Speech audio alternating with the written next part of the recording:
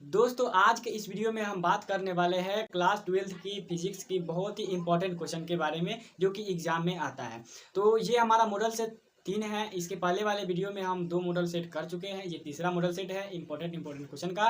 तो वीडियो को शुरू से लेकर अंत तक जरूर देखना क्योंकि इसमें बहुत ही इंपॉर्टेंट क्वेश्चन है। इस वीडियो को रट जाना और याद कर जाना, पूरे एग्जाम में आएगा तो लिख देना फटाक से। तो ये जो वीडियो आपको देखना पड़ रहा है, ये जो वीडियो आप देख रहे हैं वो बहुत ही इंपॉर्टेंट क्लास है। तो वीडियो को शुरू से लास्ट तक जरूर देखना। जिस प्रकार से तुम थंबनेल देख करके इस वीडियो में आए हो उससे कई गुना अधिक ये वीडियो तुम्हारे लिए महत्वपूर्ण है। तो चलिए वीडियो को शुरू करते हैं। देखिए पहला जो हमारा क्वेश्चन कर रहा है कि प्रति इकाई आवेश पर लगने वाले बल को कहते हैं।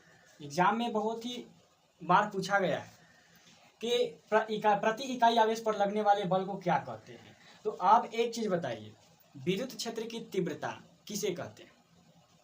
तो विद्युत क्षेत्र की तीव्रता तो विद्युत क्षेत्र में प्रति एकांक क्षेत्रफल पर लगने वाले बल को कहते हैं। तो वही क्वेश्चन ये है कि प्रति इकाई क्षेत्रफल पर लगने वाले बल को क्या बोलते हैं? विद्युत क्षेत्र की तीव्रता बोलते हैं। इसका राइट आंसर क्या होगा? विद्युत क्षेत्र की तीव्रता।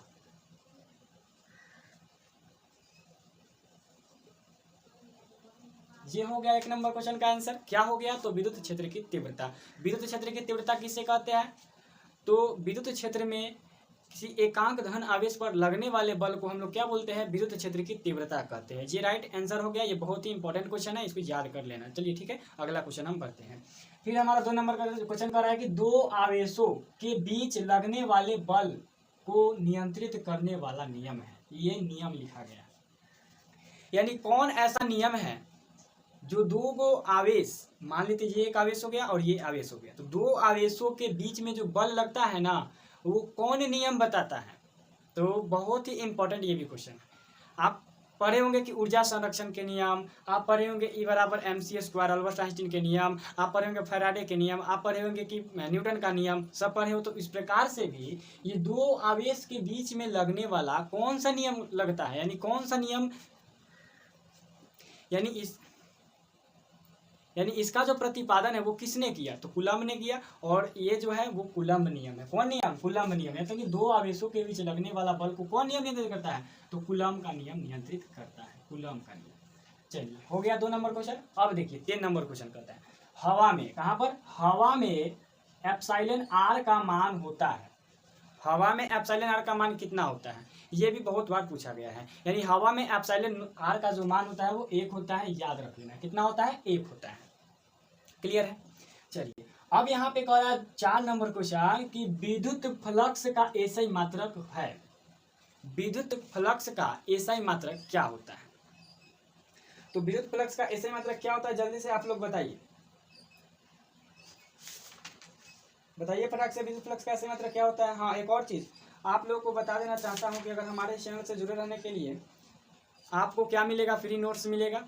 और इसमें क्या मिलेगा? जितना सारा ऑब्जेक्टिव जो एग्जाम के लिए महत्वपूर्ण है वो सब आपको मिलेगा व्हाट्सएप ग्रुप के माध्यम से। ठीक है, तो जितने बच्चे लोग अगर व्हाट्सएप ग्रुप से जुड़ना चाहते हैं वो अपना नंबर कमेंट बॉक्स में लिख दे ताकि मैं उनको ग्रुप से जोड़ दूँ और उनको ऑब्जेक्टिव और सब्जेक्टिव एग्जाम का जो महत्वपूर्ण है ना वो सब पहुँचाते हैं। ठीक है, तो चलिए हम बात करते हैं किसकी? तो विद्युत फ्लक्स का एसआई मात्रक क्या होता है? तो सर विद्युत फ्लक्स का जो एसआई मात्रक होता है ना, वोल्ट मीटर होता है। क्या होता है? वोल्ट मीटर होता है। यहाँ पर लिख देते हैं क्या? Volt meter. इसको याद रखना है। क्या याद रखेंगे? विद्युत फ्लक्स का एसआई मात्रक क्या होता है? सर वोल्ट पर नहीं कहना, पर का मतलब होता है बटा में चल जाना, तो सीधा कहना क्या? वोल्ट मीटर होता है। क्या होता है? वोल्ट मीटर होता है। चलिए 5 नंबर क्वेश्चन कह रहा है कि किसी माध्यम की प्रावैधुता एप्सिलॉन आर होता है। अब प्रावैधुता एप्सिलॉन आर क्या होता है? प्रावैधुता को हम लोग विद्युतशीलता भी बोलते हैं। प्रावैधुता को क्या बोलते हैं? विद्युतशीलता भी बोलते हैं। तो ये क्या होता है? किसी माध्यम की अगर हमको प्रावैधुता निकालना पड़ जाए तो क्या हम कौन फॉर्मूला लगाएंगे? तो ये होगा एप्सिलॉन अपॉन एप्सिलॉन नॉट। समझ गए? क्या होता है किसी माध्यम की प्रावैधुता? तो एप्सिलॉन अपॉन एप्सिलॉन नॉट होता है। ये बहुत ही इंपॉर्टेंट है, इसको भी आप लोग देख लेना और नोट्स में याद कर लेना। ये सबका स्क्रीनशॉट लास्ट में ले लेना और एक बार बढ़िया से रट जाना क्योंकि बहुत इंपॉर्टेंट आपको क्वेश्चन मिल रहा है। यानी कि 10 से 15 मिनट का वीडियो जो होगा वो बहुत आपका काम देगा। जो स्टूडेंट इस वीडियो को देख रहा है वो ध्यान से देख लो। ये एग्जाम देने जाओगे तब तुमको याद पड़ेगा। हाँ, मैथ के सागर में हम एक पढ़े थे। क्या पढ़े थे? तो फिजिक्स का क्वेश्चन, वो सभी यानी कि क्या है, बहुत ही इंपॉर्टेंट था। इसमें से जरूर टकराएगा, ठीक है। चलिए फिर कह रहा है पानी का प्रावैद्युत स्थिरांक होता है। अभी हवा में एयर का मान क्या 1 था, यहाँ पे कह रहा है पानी का प्रावैद्युत स्थिरांक होता है। पानी का कितना होता है प्रावैद्युत स्थिरांक, तो पानी का 80 होता है, याद रखना। कितना होता है सर, 80 होता है। हवा का एप्सिलॉन आर का मतलब कि 1 हो गया, लेकिन यहाँ पर पानी का क्या होगा, स्थिरांक, वैद्युत स्थिरांक, तो 80 होता है, याद रखना। ये भी इंपॉर्टेंट क्वेश्चन है, ठीक है। चलिए आगे हम लोग बढ़ते हैं 7 नंबर क्वेश्चन की। 7 नंबर हमारा क्वेश्चन कर रहा है कि आवेश की बीमा होती है। बताओ तो आवेश की बीमा क्या होती है। तो ये सबको पता है कि आवेश की जो बीमा होती है वो एटी होती है, और कोई कोई को याद नहीं रहता है तो एटीएम से रखता है याद एटी, और आवेश की बीमा हो जाती है। नहीं, आवेश की बीमा हो जाती है, ठीक है। आवेश, कोई आवेशित हो गया, गुस्सा हो गया, तो उसको एटीएम दिखा दो। एटीएम मतलब एटी, एम को छाड़ दो, एटी दिखा दो, क्या हो जाएगा, वो शांत हो जाएगा। तो इसीलिए इसका ऐसे इसका जो बीमा हो गया वो क्या हो गया, एटी हो गया। आवेश से याद रखना एटीएम, एटीएम से गायब कर देना एम, हो जाएगा एटी, एटी हो जाएगा यहाँ पे किसका, आवेश का बीमा हो जाएगा। इतना समझ गए। चलिए आगे हम लोग पढ़ते हैं, नहीं पढ़ते नहीं, आगे देखते हैं। विद्युतशीलता का एसआई मात्रक होता है। क्वेश्चन समझ में आया। विद्युतशीलता का एसआई मात्रक होता है। विद्युतशीलता कहने का मतलब, हमारे कहने का मतलब है कि विद्युतशीलता को हम लोग क्या बोलते हैं, तो प्रावैधता बोलते हैं। प्रावैधता को एप्सिलॉन नॉट से सूचित करते हैं ना, तो उसी का यहाँ पे मात्रक पूछ रहा है। तो उसका मात्रक क्या होगा बताइए तो आप लोग। तो उसका मात्रक होता है न्यूटन इनवर्स 1, मीटर इनवर्स 2 और कूलम का स्क्वायर। इतना समझ गए।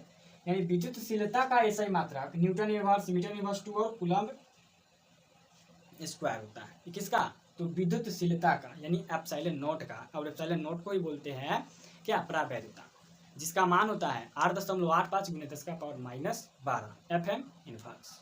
समझ गए, समझ गए। चलो यहाँ पे कह रहा है 9 नंबर क्वेश्चन। यदि समरूप त्रिभुज, यदि त्रिभुज नहीं, हम मैथ में चल गए थे, ठीक है। यहाँ देखो, यदि समरूप विद्युत क्षेत्र, देखो ये जो है विद्युत है और ये क्षेत्र है, ठीक है। तो कह रहा है कि यदि समरूप विद्युत क्षेत्र एक्स अक्ष की दिशा में हो, समरूप जो विद्युत क्षेत्र है ना वो किसकी दिशा में हो, तो वो एक्स अक्ष की दिशा में हो, तो समविभव होगा। समविभव होगा, समविभव पढ़े हो आप लोग क्या होता है, समविभव सतह किसे कहते हैं, तो वो वैसा सतह जिसमें किसी परीक्षण आवेश को एक बिंदु से दूसरे बिंदु तक ले जाने में कोई कार्य नहीं करना पड़ता है। तो ये जो हमारा विद्युत जो क्षेत्र होता है ना, इलेक्ट्रिक फील्ड, वो समविभवी सतह के लंबवत होता है। लंबवत का मतलब क्या होता है, यानी कि वो 90 डिग्री का कोण बनाकर होता है। कौन, तो जो विद्युत क्षेत्र जो होता है वो समविभवी सतह से 90 डिग्री का कोण बनाता है। तो यहाँ जब वो एक्स अक्ष पर रहेगा, एक्स अक्ष मान लेते हैं, देखो ये एक्स अक्ष पे रहेगा, तो इससे 90 डिग्री का कोण यहाँ जेड अक्ष होगा, और ये जेड अक्ष होगा, और यहाँ 90 डिग्री का क्या हो जाएगा, वाई अक्ष हो जाएगा।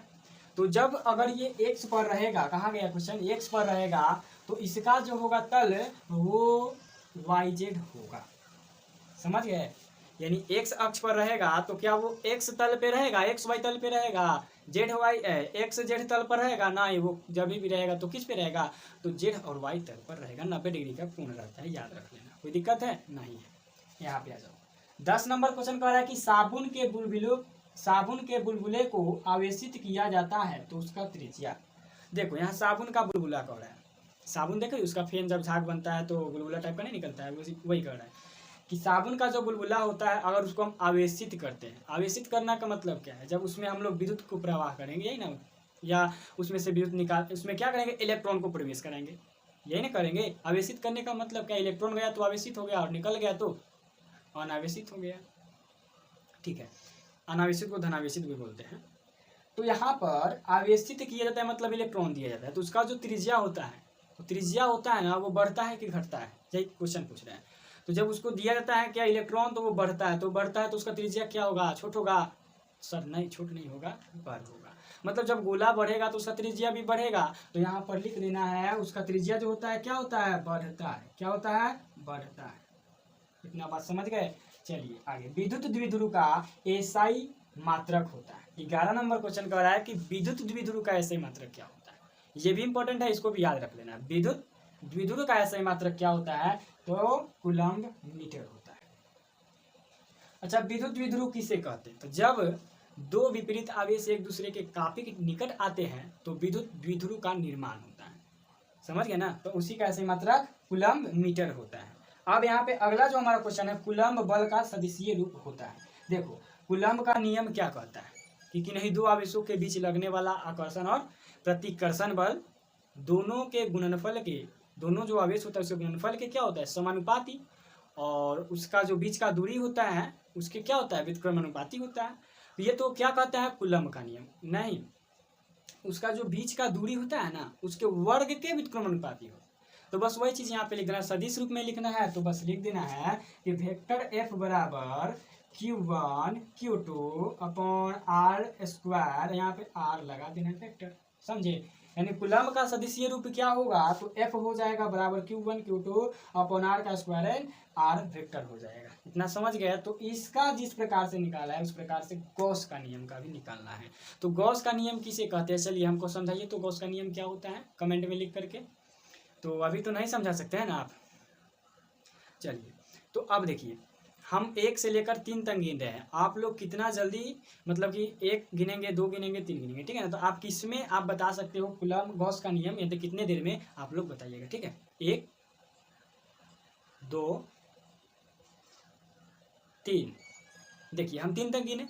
अब आप लोग कमेंट में लिखिए कि आप जो थे ना वो फर्स्ट बार में ही आप याद था तो बोल दिए, या सेकेंड बार में बोले, या थर्ड बार में बोले। देखो याद तो सबको होता है लेकिन बोलना बहुत बड़ी चीज़ है, ठीक है ना। हम अभी तो आपसे जो है ऑनलाइन नहीं है। अब कहिएगा ऑनलाइन तुम पढ़ रहे हो, तो अभी लाइव पे नहीं ना है, अभी लाइव पे नहीं है। तो आपका जो कमेंट होगा वो तो अभी हम नहीं देख पाएंगे, जो अभी बोल देंगे आपको। तो ये वीडियो जाएगा 2 दिन बाद, 3 दिन बाद, 4 दिन बाद आपके पास जाएगा ना। तो आप जो 3 या 2 या 1 जो मतलब बोले हैं उसमें आप लोग अगर जवाब दिए होंगे तो वो तो लिखेंगे ना, हम 1 नंबर में दिए, हम 2 नंबर में दिए, हम 3 नंबर में दिए। यानी कि हम जब 3 बोले हैं तब दिए, हम 2 बोले हैं तब दिए, हम 1 बोले हैं तब दिए, ऐसे तो लिख सकते हो ना, तो लिख देना।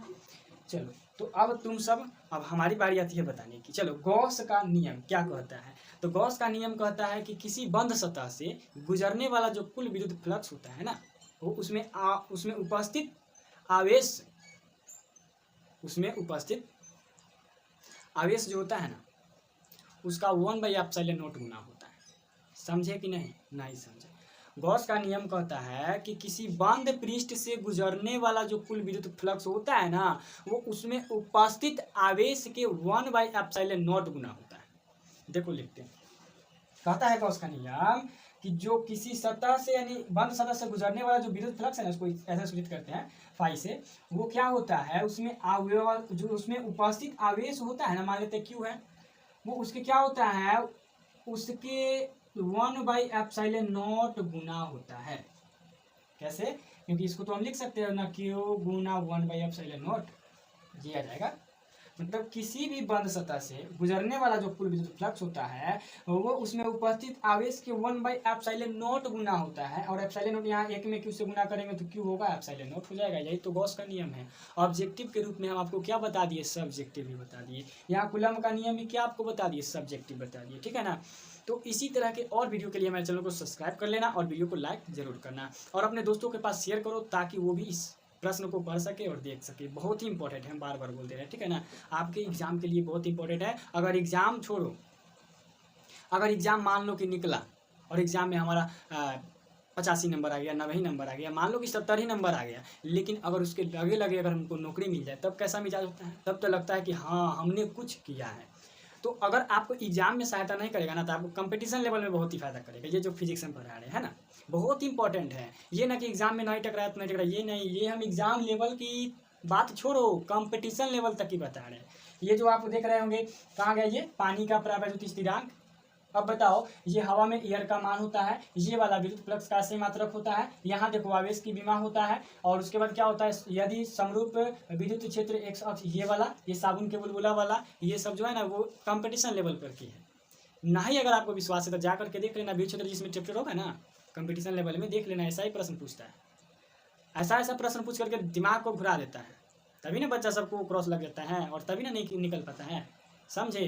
तो चलिए आज के लिए इतना ही रहने देते हैं और मिलेंगे अगले वीडियो में। हमारा वीडियो अगर आपको पसंद आए तो चैनल को लाइक करना, चैनल को लाइक नहीं, हमारे वीडियो को लाइक करना और चैनल को सब्सक्राइब कर देना। और सब्सक्राइब करने के बाद बेल आइकन को ऑन कर लेना, बेल आइकन को ऑन कर लेना ताकि जब भी मैं वीडियो अपलोड करूँ तो सबसे पहले उसका नोटिफिकेशन आपके पास पहुँचे और आप जल्द से जल्द हमारा ये वीडियो देख सकें, ठीक है।